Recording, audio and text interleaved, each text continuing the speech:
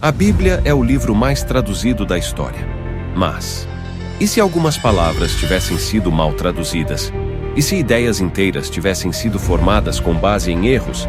Esse vídeo revela como escolhas linguísticas moldaram doutrinas, influenciaram culturas e até decidiram destinos. Vamos explorar 10 traduções polêmicas e o que teólogos dizem sobre cada uma delas. Logo após a vinheta. Aproveite para seguir e deixar aquele like. Entre a fé que inspira e a razão que questiona, algumas perguntas nunca morrem.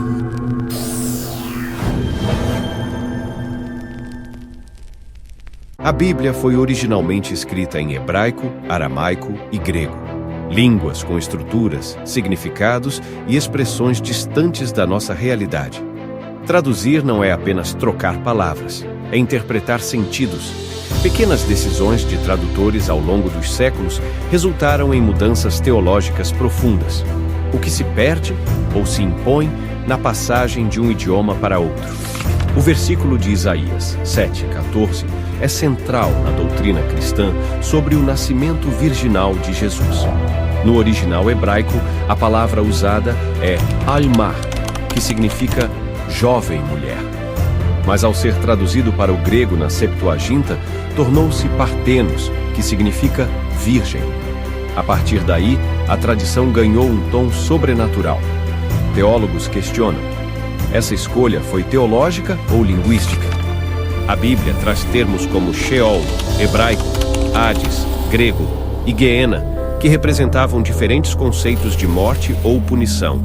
Mas ao serem traduzidos genericamente como inferno, criaram a imagem de um lugar eterno de tormento, conceito que muitos estudiosos afirmam ser mais medieval do que bíblico.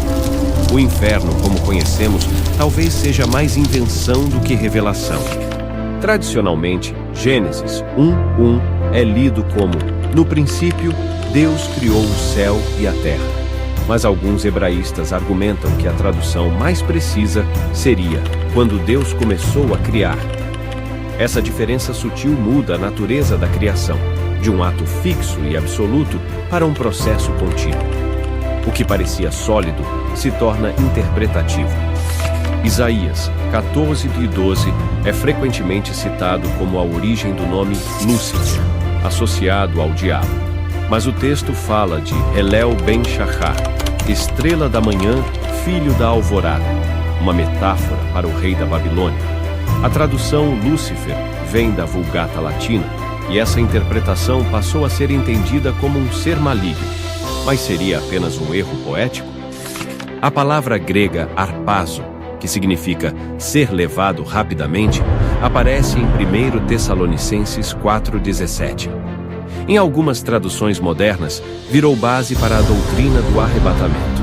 Mas teólogos apontam que a ideia popular de pessoas desaparecendo no céu foi reforçada por filmes e interpretações modernas, e não pelo texto original. Será que o arrebatamento é mesmo bíblico?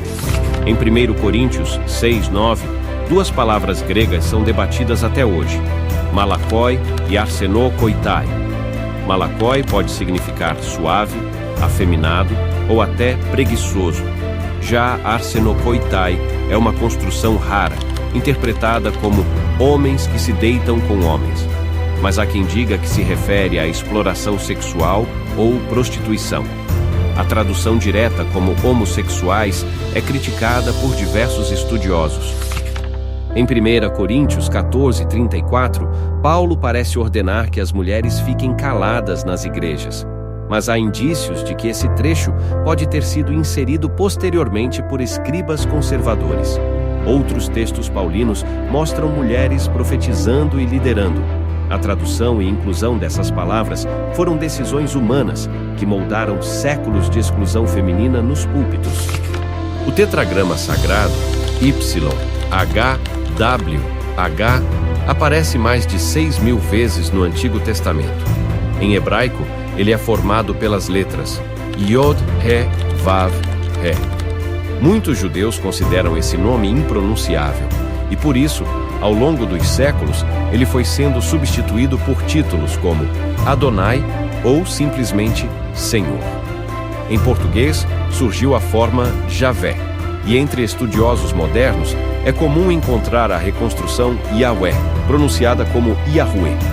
Já a palavra Jeová surgiu da junção indevida das consoantes Y, H, W, H com as vogais de Adonai, uma construção artificial da Idade Média.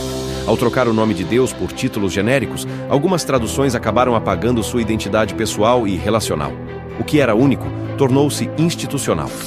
As genealogias de Jesus em Mateus e Lucas são diferentes, e isso sempre causou estranhamento. Há também divergências nos relatos da ressurreição, na duração do dilúvio, no número de animais na arca. Para muitos estudiosos, isso mostra que a Bíblia não é um livro único e coeso, mas uma coletânea de tradições, memórias e visões de mundo. Durante séculos, a Bíblia foi usada para justificar guerras, colonizações, escravidão e opressão. Muitas vezes, versículos foram traduzidos e interpretados conforme interesses políticos ou religiosos. Entender os erros de tradução também é perceber como o texto sagrado pode ser manipulado, e como a fé, às vezes, é usada para controlar em vez de libertar. Pesquisadores como Bart Ehrman, Elaine Pagels e John Dominic Crossan estudaram os manuscritos antigos e revelaram um texto em constante mudança. Eles não negam a importância da Bíblia, mas nos lembram que ela tem história, edições, disputas e que a busca pela verdade passa pela coragem de questionar até o que parece sagrado. Mesmo com traduções falhas, a Bíblia continua transformando vidas. Talvez sua força não esteja em cada palavra literal, mas no impulso que provoca. A fé verdadeira pode começar quando deixamos de exigir certezas e passamos a buscar sentido. Você já se incomodou com alguma tradução bíblica? Conhece outros casos polêmicos? Escreve aqui nos comentários, compartilha esse vídeo e não se esqueça de colaborar seguindo e curtindo o canal Na Fé e na Razão.